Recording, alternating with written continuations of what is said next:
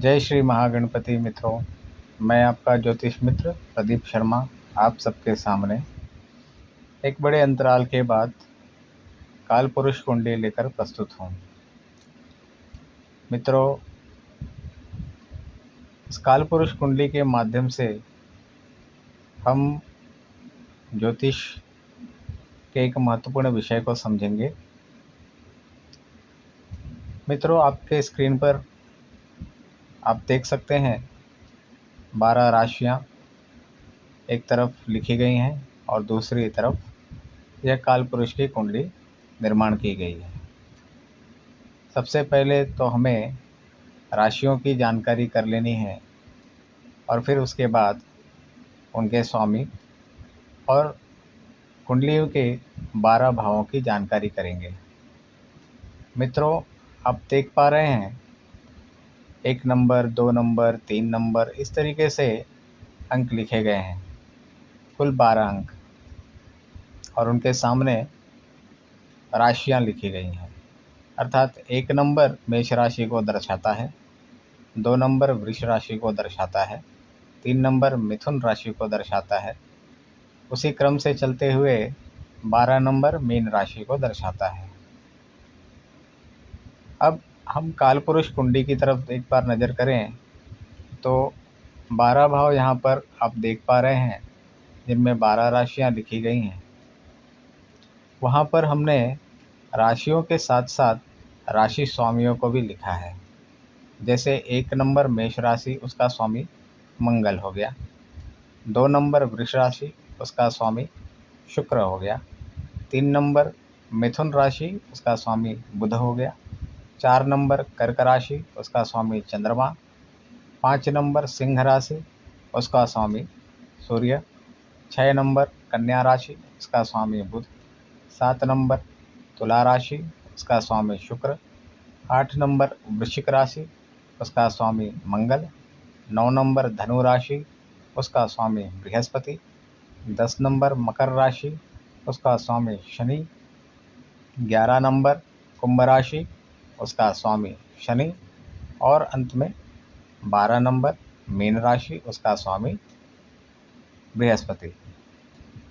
आप देख पा रहे हैं कि सूर्य और चंद्रमा को छोड़कर अन्य सभी ग्रह दो दो राशियों के स्वामी हैं। अच्छा, अब हम ये देख सकते हैं कि यहाँ पर लग्न क्या है उसे समझना ज़रूरी है।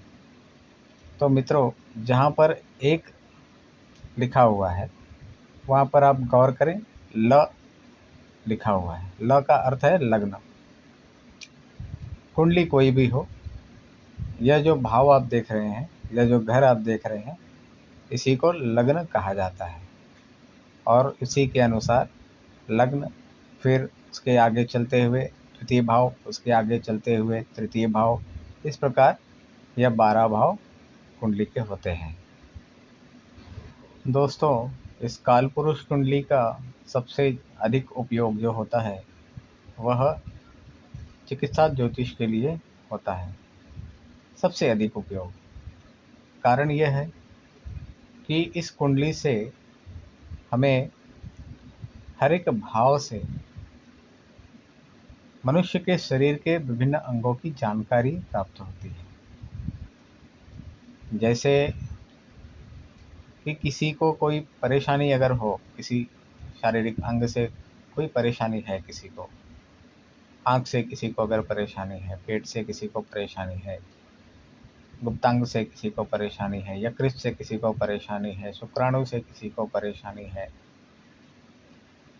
तो आखिर क्या कारण है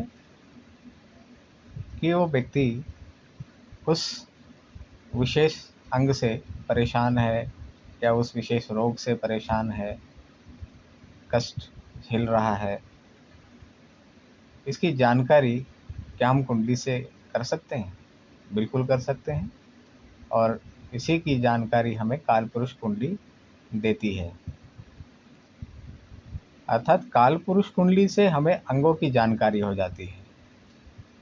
जैसे कि कौन सा भाव किस अंग का प्रतिनिधित्व कर रहा है। इस तरह तो देखेंगे तो ग्रह भी अपने अपने विशेष प्रभाव अंगों पर रखते हैं और राशियां भी। और हमें इन सब का मिला जुला अध्ययन करके ही निष्कर्ष पर पहुंचना चाहिए कि कारण क्या है, कष्ट का कारण क्या है या रोग का कारण क्या है। उस बात को समझने के लिए मित्रों हमें अब भाव और वह भाव शरीर के किस अंग को दिखा रहा है, किस अंग को व्यक्त करता है, किस अंग का प्रतिनिधित्व करता है, यह जानना जरूरी है। तो मित्रों चलते हैं अब हम काल पुरुष कुंडली के 12 भावों से शरीर के अंगों की जानकारी प्राप्त करने। मित्रों जैसा कि हमने चर्चा किया अभी काल पुरुष कुंडली के माध्यम से उसके हर एक भाव से हम शरीर के भिन्न भिन्न अंगों की जानकारी कर सकते हैं। आपके सामने स्क्रीन पर भाव से संबंधित जो शरीर के अंग हैं हमने उसे लिख दिया है। जैसे हमने जिस भाव को लग्न बताया था प्रथम भाव, वहाँ से सिर, मुख, मस्तक, रंग, दिमाग, दूसरे भाव से दायां नेत्र, वाणी, जीवा, कंठ, तीसरे भाव से दायां कान, गला, कंधा, दायां हाथ, चौथे भाव से हृदय, छाती, फेफड़ा, पांचवें भाव से दायां पेट, पीठ, दाईं आंत, छठे भाव से आंतें, दायां पैर, सातवें भाव से कमर, गर्भाशय, गुप्तांग, मूत्रमार्ग, लिंग, योनि, आठवें भाव से गुदा, बायां पैर, योनि, अंडकोश, नवें भाव से पीठ, बायां पेट, यकृत, बाईं जांघ, दसवें भाव से हृदय, छाती व फेफड़ा, घुटने के जोड़, टांगें, 11वें भाव से बायां कान, कंधा, बाईं भुजा, घुटने के नीचे के भाग, 12वें भाव से बायां नेत्र। इस प्रकार से हम 12 भाव से शरीर के अंगों की जानकारी कर सकते हैं। अब ये देखें कि हम कैसे ये निर्धारण कर सकते हैं या कैसे कह सकते हैं कि किसी व्यक्ति को एक अंग विशेष से समस्या हो सकती है। तो मित्रों आपको यह बताता चलूं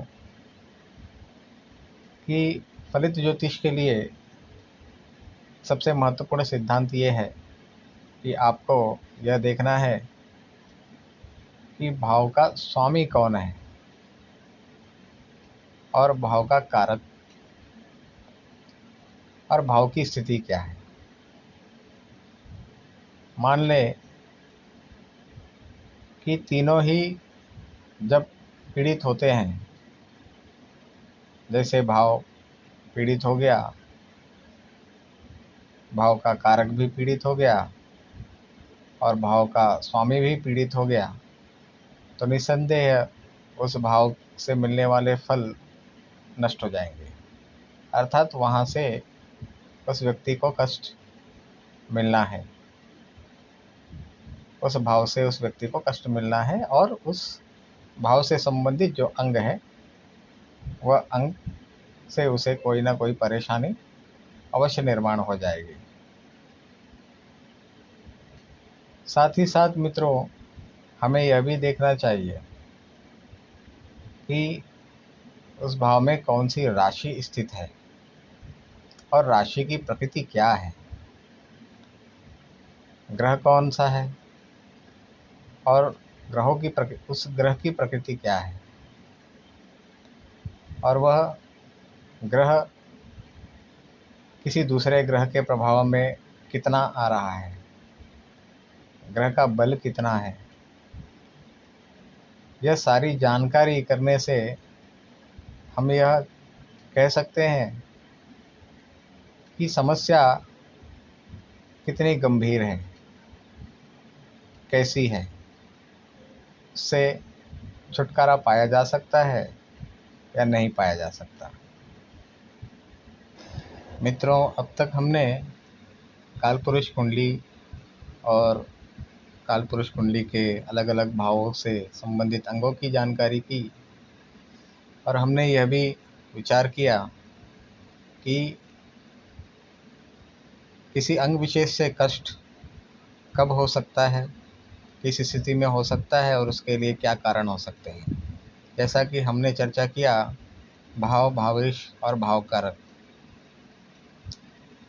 दोनों या तीनों यदि पीड़ित हों तो उस भाव से संबंधित अंग से किसी न किसी प्रकार की समस्या जातक को होनी है। अच्छा, तो अब इसके लिए हमें कुछ बातों को और जानना चाहिए, जैसे कि अधिक कष्ट कौन से ग्रह दे सकते हैं। तो हम ये सामान्य रूप से समझ सकते हैं कि जो सौम्य ग्रह हैं वो निश्चित ही कम तकलीफ देंगे, और जो क्रूर ग्रह है, पापी ग्रह हैं, वह अधिक तकलीफ देंगे। आपके सामने अभी हमने एक नया चार्ट रख दिया है। इसमें आप देख सकते हैं सौम्य ग्रह, जिसमें चंद्र, बुध, गुरु, शुक्र, और क्रूर व पापी ग्रह सूर्य, मंगल, शनि, राहु, केतु। चंद्र और बुध के साथ हमने स्टार लगाया है, मतलब उसको हमने रेखांकित किया। अर्थात यह कि चंद्र और बुध है कंडीशंस के आधार पर अपने फल देते हैं। जैसे चंद्रमा जो है, हम सब जानते हैं, पूर्णिमा का चंद्रमा, अमावस्या का चंद्रमा, अर्थात 15 दिन चंद्रमा की कलाएं घटती हैं, 15 दिन चंद्रमा की कलाएं बढ़ती हैं। अर्थात जब चंद्रमा घटते क्रम में आता है तब वह निर्बल होता है, जाहिर सी बात है, कष्ट देगा। सूर्य के जब करीब होता है चंद्रमा, तब वो क्षीण चंद्र कहा जाता है, और ऐसा चंद्र जातक को विशेष कष्ट देता है, बहुत ज़्यादा कष्ट देता है। इसी प्रकार बुध जब किसी पापी ग्रह के साथ होता है, क्रूर ग्रह के साथ होता है, तो अपना स्वभाव भी उसी के जैसा कर लेता है, और यदि शुभ ग्रह के साथ होता है तब वो अपना प्रभाव शुभ ग्रह के अनुसार बदल देता है। मित्रों, सूर्य को हम पापी ग्रह तो नहीं, किंतु क्रूर ग्रह अवश्य कहेंगे, और सूर्य क्रूर ग्रह की श्रेणी में आ गया, और गुरु और शुक्र जो है यह नैसर्गिक अति शुभ ग्रह कहे जाते हैं। तो इस प्रकार से मित्रों, आप समझ सकते हैं कि जब कोई भाव पापी ग्रहों के प्रभाव में आ जाता है तो वह उस भाव के फल को छिन्न भिन्न कर देगा। क्रूर ग्रह के प्रभाव में यदि कोई भाव आ गया तो उस भाव के फल को छिन्न भिन्न कर देगा, और निश्चित रूप से उस भाव से संबंधित अंग से परेशानी निर्माण करेगा। मित्रों, आशा करता हूँ इस वीडियो के माध्यम से जो जानकारी आप लोगों से साझा करने का मैंने प्रयास किया है वह सफल हुआ है, और आप सब इस विषय को अच्छे से समझ सके होंगे। वीडियो काफ़ी लंबी हो चुकी है, आज के लिए बस इतना ही। आगे एक नए विषय वस्तु के साथ उपस्थित होंगे, तब तक के लिए जय श्री महागणपति, जय श्री।